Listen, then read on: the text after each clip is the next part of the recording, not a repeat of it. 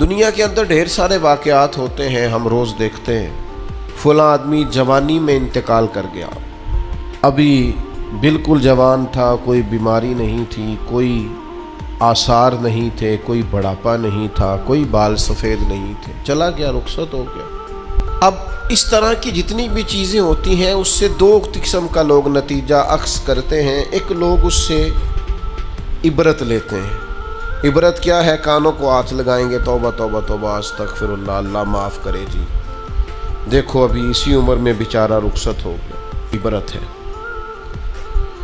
وہ دیکھو جی ابھی بچے چھوٹے ہیں، ابھی دیکھو وقت آیا تھا آسانی دیکھنے کا، ابھی حالات ٹھیک ہوئے تھے، دیکھو جی توبہ توبہ کیا معاملات ہیں، بس کانوں کو ہاتھ لگایا، چھٹی ہو گئی، یہ عبرت ہے۔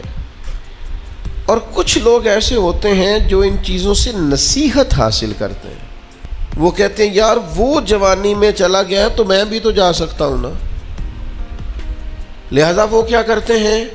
وہ اپنے آپ کو بدلتے ہیں، اپنے اعمال کو بدلتے ہیں، اپنے اخلاق کو بدلتے ہیں، اپنے کردار کو بدلتے ہیں، اپنے شب و روز کو بدلتے ہیں، اپنی صبح اور شاموں میں تبدیلی لاتے ہیں، اپنی جوانی کو ضائع نہیں کرتے۔ میں اور آپ روزانہ ڈھیروں عبرت کی چیزیں اپنے معاشرے میں دیکھتے ہیں۔ ہمارے قریبی لوگ چلے گئے، ہم نے ان کے جانے کے بعد کہا یار دیکھو زندگی کا بھروسہ کوئی نہیں، کل یہ بندہ ہمارے ساتھ تھا، آج رخصت ہو گیا،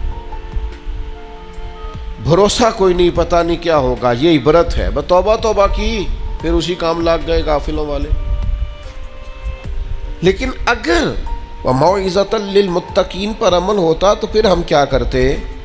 پھر ہم کہتے یار اگر وہ چلا گیا ہے تو بیٹھے میں نے بھی نہیں رہنا، جانا مجھے بھی پڑے گا، لہذا تیاری کرو۔ عبرت اور نصیحت، اس میں فرق ہوتا ہے۔ ہم چیزوں کو بطور عبرت دیکھ تو لیتے ہیں پر ان سے نصیحت حاصل نہیں کرتے۔ ہمیں نصیحت حاصل کرنی ہے۔ قرآن مجید فرقان حمید کے اندر بہت ساری قوموں کے احوال اللہ نے بیان فرمائے۔ کس لیے بیان کیے؟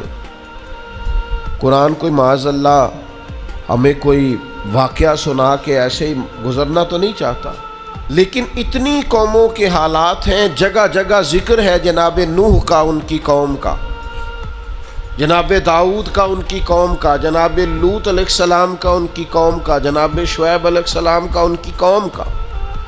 جگہ جگہ پہ ذکر ہے، تذکرہ ہے، انبیاء نے انہیں سمجھایا ہے، وہ باز نہیں آئے، اس کی انہیں سزا ملی ہے۔ جناب شعیب علیہ السلام کی قوم ناپ تول میں کمی کرتی تھی، یوں سمجھ لیجئے کہ جتنے پیسے لیتی تھی اتنا مال نہیں دیتی تھی، اللہ نے عذاب دیا انہیں۔ ہم نے قرآن مجید کے اندر اس واقعہ کو پڑھا، اس حالت کو دیکھا۔ اب جب ہم نے وہ عذاب والی چیزیں پڑھی نا، ان پر عذاب آیا، وہ چیخ کی آواز آئی زوردار، اتنی زوردار کہ لوگ تاب نہ لا سکے اور مر گئے۔ تو ہم نے کہا توبہ توبہ، اللہ معاف کرے، اللہ معاف کرے۔ بس یہ ہے عبرت اور نصیحت، یہ ہے کہ کچھ بھی ہو جائے آج کے بعد ناپ تول میں کمی نہیں کریں، جو مرضی ہو جائے، جتنے مرضی غربت آ جائے، جتنے مرضی حالات ابتر ہو جائیں، لیکن ہم کبھی بھی کسی شخص کے ساتھ یہ والا معاملہ نہیں کریں گے کہ پیسے پورے لیں گے چیز تھوڑی دیں گے۔ اس عبرت سے نصیحت کیا حاصل کی؟ جہاں میں ہے عبرت کے ہر سو نمونے، مگر تجھ کو اندھا کیا رنگ و بو نے، کبھی غور سے یہ بھی دیکھا ہے تو نے، جو آباد تھے وہ مکان اب ہے سونے، جگہ جی لگانے کی دنیا نہیں ہے، یہ عبرت کی جا ہے، کوئی تماشا نہیں ہے۔